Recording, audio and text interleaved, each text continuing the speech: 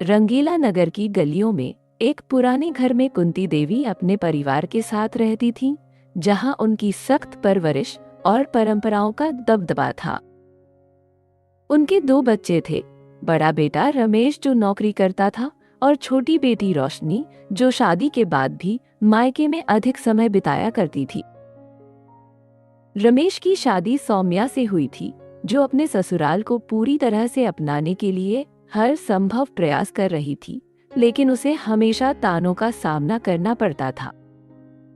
सौम्या, तुम घर में बस खाली बैठी रहती हो ना, कोई काम करती हो और ना ही घर के बाकी सदस्यों का ख्याल रखती हो। कुंती देवी को यह बात बहुत खलती थी कि सौम्या के परिवार से कोई दहेज नहीं आया था और इसी कारण वह उसे नीचा दिखाने का कोई मौका नहीं छोड़ती थी।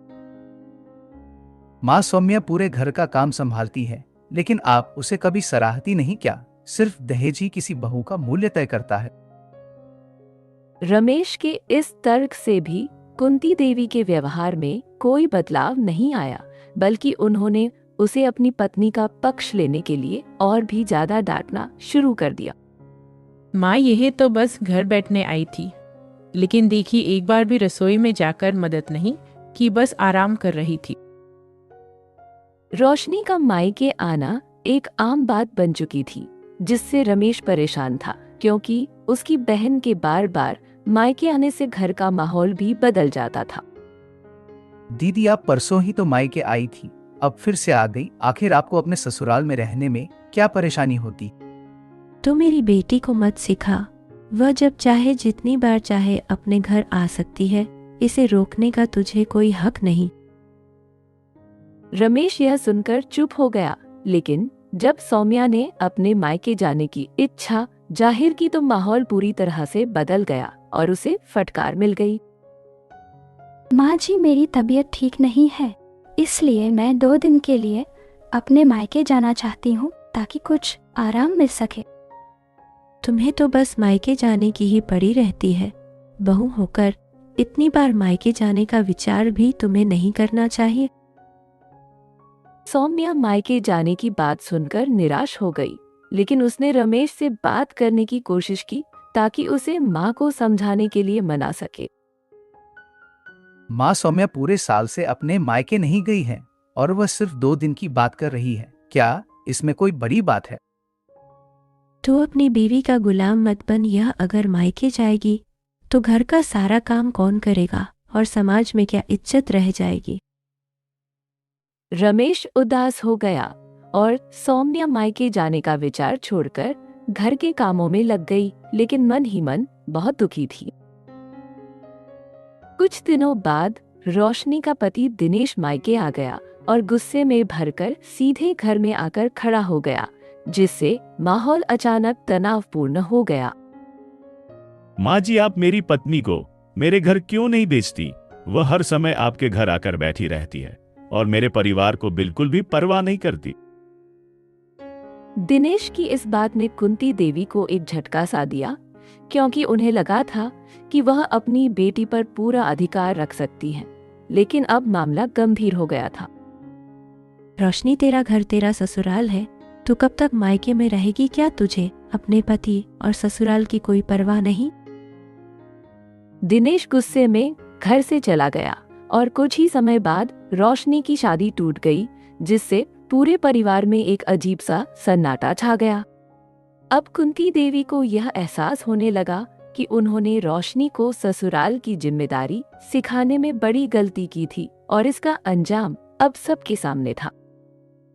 माँ जी, मैं 1 साल से अपने घर नहीं गई हूँ और अब भी अगर आप मुझसे मायके जाने से मना करेंगी तो यह आपके लिए सही नहीं होगा। तू बस मायके जाने की ही बात करती है, लेकिन अगर यही नियम बेटी के लिए लागू होता तो शायद आज यह दिन देखने को नहीं मिलता। माँ जी, मैं भी यही कह रही हूँ, लेकिन क्या यह नियम सिर्फ बहू के लिए है? आप अपनी बेटी यानी कि दीदी को आपने हमेशा अपने घर बुला लिया और देखिए नतीजा क्या हुआ है।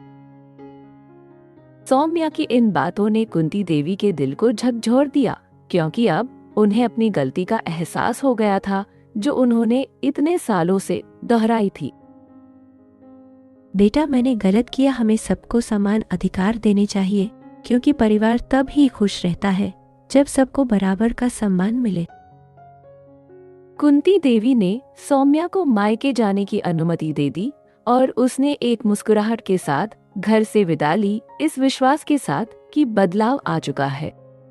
इस कहानी से हमें यह सीख मिलती है कि बहू और बेटी में कोई फर्क नहीं होना चाहिए, क्योंकि समानता और सम्मान से ही एक परिवार सच्चे मायनों में खुशहाल बन सकता है। भटेरा गांव अपनी शांति और सादगी के लिए प्रसिद्ध था। यहाँ के लोग सरल और मेहनती थे। इसी गांव में शीला देवी अपने 2 बेटों और बहुओं के साथ रहती थीं। शीला देवी की बड़ी बहू का नाम सुनीता और छोटी बहू का नाम मीरा था। दोनों बहुओं का स्वभाव एक दूसरे से बिल्कुल अलग था। मीरा सास का बहुत ध्यान रखती थी, जबकि सुनीता हमेशा अपने घमंड में रहती थी। सुनीता का पति रवि शहर में एक बड़ी कंपनी में काम करता था और अच्छा पैसा कमाता था। इस कारण सुनीता खुद को परिवार में सबसे श्रेष्ठ मानती थी। वहीं मीरा का पति रमेश गांव में ही एक साधारण नौकरी करता था। हालांकि वह अपने परिवार की बहुत इज्जत करता था और हमेशा अपने कर्तव्यों को निभाने के लिए तैयार रहता था। मीरा, तुम हमेशा घर के कामों में लगी रहती हो, लेकिन मैं कोई नौकरानी नहीं हूँ। मेरा पति शहर में बड़ा आदमी है, मुझे ये सब करने की जरूरत नहीं। मीरा हमेशा विनम्रता से जवाब देती। दीदी, घर के काम करने से हम छोटे नहीं होते, बल्कि इससे हमारा परिवार मजबूत बनता है। लेकिन सुनीता को इन सब बातों से कोई फर्क नहीं पड़ता था। वह हमेशा खुद को सबसे श्रेष्ठ समझती थी। एक दिन शीला देवी की तबीयत अचानक खराब हो गई। वह बहुत कमजोर महसूस कर रही थीं और उनके लिए उठकर काम करना मुश्किल हो रहा था। बेटा, आज मेरी तबीयत कुछ ठीक नहीं लग रही। तुम दोनों अपने अपने लिए खाना बना लो। मैं कोई नौकरानी नहीं हूँ। मेरे पति मेहनत करते हैं और तुम लोग बस मुफ्त का खाते हो। मैं खाना नहीं बनाने वाली। यह सुनकर मीरा को बहुत दुख हुआ, लेकिन उसने कुछ नहीं कहा। वह चुपचाप रसोई में चली गई और खाना बनाने लगी। शीला देवी को यह सब सुनकर बहुत दुख हुआ। उन्होंने कभी सोचा भी नहीं था कि उनकी अपनी बहू उनके साथ ऐसा व्यवहार करेगी। कुछ दिनों बाद रवि शहर से घर लौटा। उसने देखा कि उसकी माँ कुछ उदास लग रही हैं। माँ, क्या हुआ? आपका चेहरा इतना उतरा हुआ क्यों लग रहा है? शीला देवी ने पूरी बात रवि को बता दी। यह सुनकर रवि को बहुत गुस्सा आया। सुनीता, माँ ने जो बताया, क्या वह सच है? क्या तुमने सच में माँ को बुरा भला कहा? सुनीता पहले तो डर गई, लेकिन फिर अपनी अकड़ में जवाब देने लगी। हाँ, तो क्या गलत कहा? मैं कोई नौकर नहीं हूँ जो हर समय खाना बनाऊं। आप ही बताइए, मैं क्यों काम करूं? कुछ ही दिनों बाद हालात बदल गए। रवि जिस कंपनी में काम करता था, वह बंद हो गई और उसकी नौकरी चली गई। अब घर में आमदनी का एक ही जरिया था, रमेश की कमाई। अब घर का खर्च कैसे चलेगा? जब तुम दूसरों को मुफ्तखोर कह रही थी, तब तुम्हें यह बात याद नहीं आई थी। अब रमेश की कमाई से ही घर चलेगा। अब सुनीता को अपनी गलती का एहसास हुआ। उसने देखा कि मीरा बिना किसी शिकायत के पूरे घर का ध्यान रख रही थी। भाभी, जीवन में हमेशा उतार चढ़ाव आते हैं। हमें कभी किसी चीज का घमंड नहीं करना चाहिए।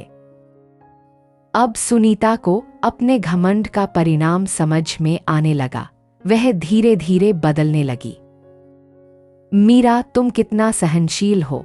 मैंने हमेशा तुम्हारा मजाक उड़ाया, लेकिन तुमने कभी शिकायत नहीं की। परिवार में प्यार और सहयोग सबसे जरूरी होता है। दीदी, मैं सिर्फ अपना कर्तव्य निभा रही थी। अब सुनीता को समझ में आ गया था कि रिश्तों की अहमियत पैसे से कहीं ज्यादा होती है। वह अपनी सास के पास गई और उनसे माफी मांगी। माँ जी, मुझे माफ कर दो। मैंने आपसे बहुत बुरा व्यवहार किया। अब मुझे समझ में आ गया कि परिवार के हर सदस्य की इज्जत करनी चाहिए। बेटा, भगवान जब कुछ देता है तो उसे छीन भी सकता है। हमें हमेशा विनम्र और समझदार रहना चाहिए। इस कहानी से हमें यह सीख मिलती है कि हमें कभी भी अपने धन, शक्ति या स्थिति का घमंड नहीं करना चाहिए। जीवन में परिस्थितियां कभी भी बदल सकती हैं, इसलिए हमें हमेशा विनम्र और दयालु रहना चाहिए।